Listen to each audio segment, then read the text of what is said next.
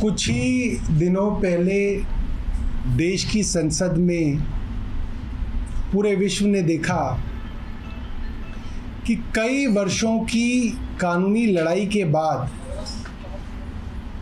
11 मई 2023 को supreme court की constitutional bench ने ये फैसला किया कि सर्विसेज के ऊपर जो अधिकार है दिल्ली की चुनी हुई सरकार का है। मात्र 8 दिनों के अंदर केंद्र सरकार एक अध्यादेश लाई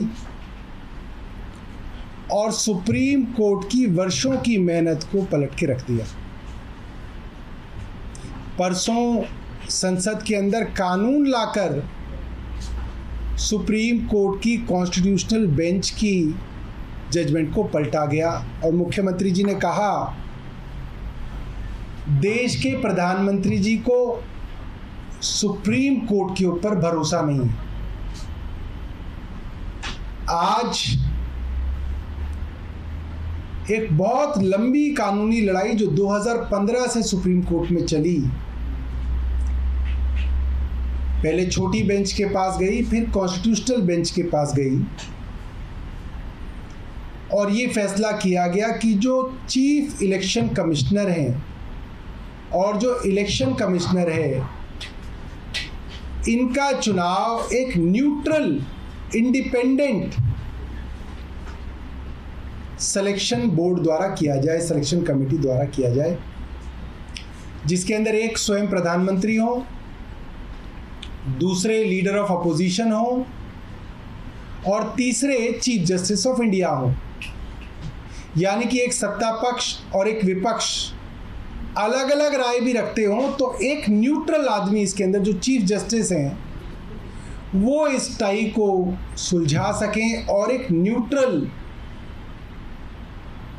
चुनाव आयोग बन सके। पिछले कुछ वर्षों से चुनाव आयोग की निष्पक्षता के ऊपर सवाल लगातार उठते जा रहे हैं। चुनाव आयोग केंद्र सरकार के इशारे पे काम करता है। चुनाव आयोग जिस दिन प्रधानमंत्री जी की आखिरी रैली होती है, उनकी रैली के खत्म होने का इंतज़ार करता है और ख़त्म होते ही चुनाव की डेट्स अनाउंस करता है। इतना ओपनली ये सब देखने को मिला है, खुल्लम खुल्ला। और चुनाव आयोग की निष्पक्षता के ऊपर सवाल लगातार उठे और सुप्रीम कोर्ट ने उन सवालों पर विराम लगाते हुए ये कहा कि ये न्यूट्रल पैनल जो है ये चीफ इलेक्शन कमिश्नर और इलेक्शन कमिश्नर्स का चुनाव करेगा। आज देश की संसद का एक दुर्भाग्य है कि जिस संस्था को पूरे देश में इज्जत की नज़र से देखा जाता है, जहाँ पे चाहे पुलिस हो, सीबीआई हो, इनकम टैक्स हो, ईडी हो, इलेक्शन कमीशन हो, इन सब संस्थाओं को जहाँ पे ढा दिया गया, इन सब संस्थाओं के ऊपर सरकार के साथ काम करने का आरोप लगता रहा। एक ही संस्था इस देश में बची है, माननीय उच्चतम न्यायालय। आज देश की संसद में इस कानून को लाके प्रधानमंत्री जी ने ये भी साबित कर दिया कि उनको देश के मुख्य न्यायाधीश तक पे भरोसा नहीं है। समस्या किससे है? कोर्ट ने कहा कि उसके अंदर प्रधानमंत्री होंगे, लीडर ऑफ अपोजिशन होंगे और मुख्य न्यायाधीश होंगे। और प्रधानमंत्री कह रहे नहीं, इसके अंदर प्रधानमंत्री होंगे, लीडर ऑफ अपोजिशन होंगे और उनके द्वारा चुने हुए उनके मंत्री होंगे। तो समस्या तो मुख्य न्यायाधीश से ही है कि मुख्य न्यायाधीश के ऊपर भरोसा नहीं है। उनकी जगह अपने मंत्रिमंडल के कोई मंत्री आ जाए तो काम बन जाएगा। मुझे लगता है कि इतना बड़ा अविश्वास देश के मुख्य न्यायाधीश पर जो आज देश की कैबिनेट ने और देश के प्रधानमंत्री ने जताया है, ये भारत के संसदीय इतिहास में काले अक्षरों में लिखा जाएगा। और ये बहुत शर्मनाक बात है कि आज उन्हें देश के मुख्य न्यायाधीश पे भरोसा नहीं रहा। कोई सवाल हो तो आप सवाल पूछ सकते हैं। सौरभ जी, पहले सरकार ही नियुक्त किया करती थी चुनाव आयोग, मुख्य चुनाव आयोग। उसके बाद जब मामला सुप्रीम कोर्ट गया था, तब सुप्रीम कोर्ट ने कहा था जब तक संसद कोई कानून नहीं बनाती तब तक ये व्यवस्था चलेगी। तो केंद्र कानून ही तो बना रहा है। देखिए, ये आपका सवाल बहुत अच्छा सवाल है और सामान्य नागरिक के मन में यही आता है कि सवाल ही तो कि जो कानूनी तो बन रहा है। तो फर्ज कीजिए कि संसद के अंदर ये कानून बन जाए कि ये टेंडर वेंडर देने की कोई जरूरत नहीं है, जिसको प्रधानमंत्री का मन करेगा उसको दे दिया करेंगे। तो क्या ये कानून आ सकता है? या ये कर दिया जाए कि जो प्रधानमंत्री जी को पहला आदमी लाल टी शर्ट में दिखेगा उसको जो है खदानें दे दी जाएंगी। लोग लाल टी शर्ट पहन पहन के घूम रहे होंगे कि प्रधानमंत्री जी की नजर पड़ जाए, कोई खदान मिल जाए।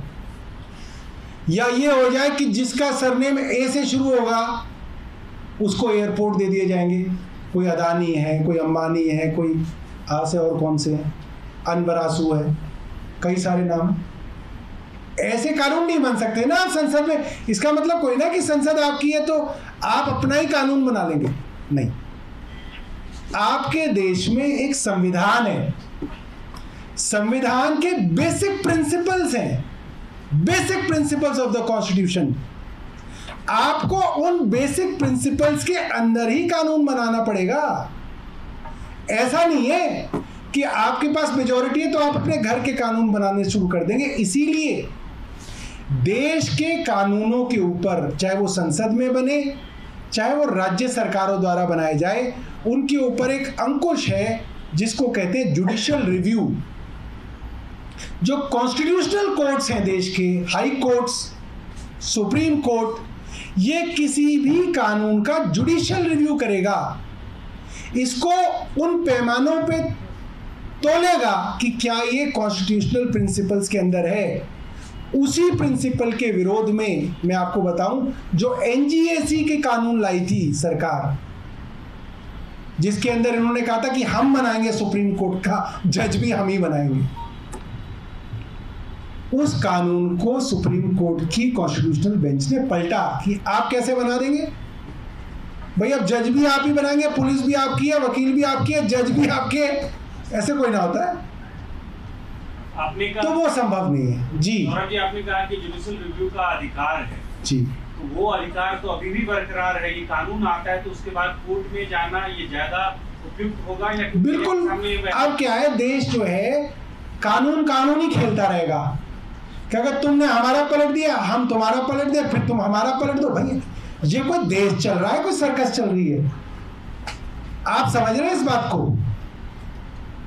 अमेरिका में बैठे हुए ब्यूरोक्रेट और लंदन में बैठा हुआ लंदन का प्रधानमंत्री आपके देश के बारे में क्या राय बना रहा है, आप ये सोचिए ना। आप कह रहे हैं कि हम जो है विश्व गुरु बनने वाले हैं। अरे आपको अपने मुख्य न्यायाधीश पर भरोसा नहीं है, काहे के विश्व गुरु बनने वाले हैं आप? 5-5, 8-8 साल सुप्रीम कोर्ट की कॉन्स्टिट्यूशनल बेंच उनकी जो है वकीलों की जिरह सुनती है, एफिडेविट आते हैं, बहस होती है, उसके बाद कोई जो है फैसला आता है। आप कहते हैं हमने उसको पलट दिया। हमने कभी कैसे पलट दिया? कह फिर चले जाओ कोर्ट। ठीक है भाई, फिर 8 साल लगा लो। तो देश तो 8 साल पीछे चला गया। दिल्ली को तो आपने 8 साल पीछे छोड़ दिया। और आप क्या बना रहे हैं पूरे विश्व के सामने, अपना उदाहरण क्या बना रहे हैं, ये भी तो सोचिए। आप कह रहे हैं कि आपकी इज्जत जो है पूरे विश्व में है। आपकी इज्जत कैसे है पूरे विश्व में? आप तो अपने कोर्टों को ही नहीं मानते। ये बहुत जो है अराजकता की निशानी है। ये बात सुनने में मजाक की लग रही है, मगर ये ऐसा है कि आपकी जो पूरी की पूरी जो बुनियाद है देश की, उसको हिलाया जा रहा है भारतीय जनता पार्टी द्वारा। सर, इस पे क्या इंडिया गठबंधन फिर से एकजुट होके इसके फिर से क्यों है? तो पहले से एकजुट है, फिर से क्यों एकजुट है? इस पे वोट करेगा विरोध? और क्या लगता है कि बीजेडी वाईएसआर जैसी पार्टियां भी इस बार आपका समर्थन करेंगी? अब ये तो बीजेडी और वाईएसआर से पूछना पड़ेगा। वैसे उन्होंने कहा है कि वो न्यूट्रल है, उन्होंने ये बात कई बार कही है। और बताइए। और निरंजन चौधरी ने नरेंद्र मोदी को नीरव मोदी बता दिया। किन्होंने? अधीर रंजन चौधरी। उन्होंने ये भी कहा कि जैसा अभी हस्तिनापुर से मणिपुर की तुलना की कि जब धृतराष्ट्र बैठे थे अंधे होकर और चीरहरण हुआ, वैसे अभी राजा बैठे हुए और मणिपुर में चीरहरण हो रहा है। ये बिल्कुल ठीक बात है। मैं आपको एक बात बताऊं, महाभारत में चीरहरण की कोशिश हुई थी, चीरहरण हो नहीं पाया था, भगवान कृष्ण आ गए थे और उस पे पूरा महाभारत का युद्ध हो गया था। यहां तो चीर को हर लिया गया और तब भी धृतराष्ट्र जो है बैठे हुए हैं। ये बहुत जो है, ये भी बड़ी दुर्भाग्य की बात है।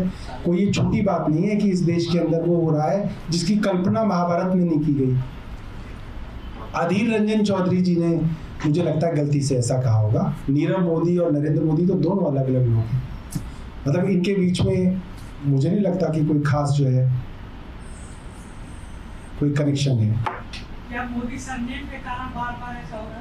अब देखो, सरनेम के कारण एक की तो सदस्यता जा चुकी है और तुम मेरे को उस राह पे ले जा रहे हो, तो मैं अब इतना बेवकूफ नहीं हूँ।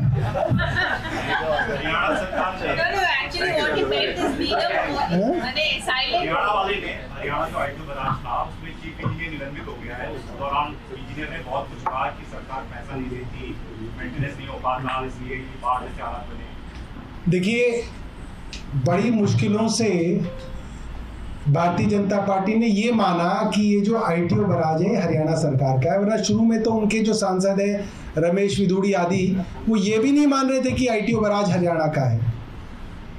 और जब ये माना कि हरियाणा का है तो ये मानने लगे कि है तो ये हरियाणा का, मगर गलती अरविंद केजरीवाल जी की है इसमें। ये बहुत बड़ी बात है कि एक जांच हुई, सेंट्रल वाटर कमीशन के भी लोग पिछली 26 जुलाई को वहां पे आके जांच करने आए और उन्होंने हरियाणा के इंजीनियर्स को कहा कि इसके अंदर तो कभी तेल और ग्रीस भी नहीं लगी हुई दिखती है, इसको क्या मेंटेन कर रहे हैं आप लोग। और अंततः हरियाणा सरकार ने अपनी गलती मानी, अपने चीफ इंजीनियर को सस्पेंड किया। वो चीफ इंजीनियर हैं जिनका जो एरिया ऑफ वर्क ही दिल्ली है। वो इकलौते ऐसे चीफ इंजीनियर है हरियाणा इरिगेशन डिपार्टमेंट के जिनका ऑफिस दिल्ली में राजपुरा रोड पे है, जिनका काम ही आईटीओ बराज को मेंटेन करना है। और उनके अंतर्गत आने वाले 4 और इंजीनियर्स को चार्जशीट किया गया है इसी चीज पे कि ये जो आईटीओ बराज मेंटेन नहीं हुआ। आपकी जानकारी के लिए बता दूं कि अभी भी सारे गेट नहीं खुल पाए, आर्मी नेवी के लगने के बावजूद वो गेट नहीं खुल पाए। आप जाइए, आईटीओ बराज अभी भी काम चल रहा है। तो ये जो साजिश दिल्ली के खिलाफ की गई, वो आज जो है साजिश सबके सामने आई है। और मैं अब दोबारा हरियाणा के मुख्यमंत्री जी को कहूंगा कि अब आप जो है अपना अहम त्याग दीजिए। ये आईटीओ का बराज अब तो दिल्ली सरकार को दे दो। अब तक नहीं दिया, चलिए कोई बात नहीं, हमने इतनी चिट्ठी लिखी तब नहीं दिया, कोई बात नहीं, अब दे दो। ये दिल्ली सरकार मेंटेन कर लेगी।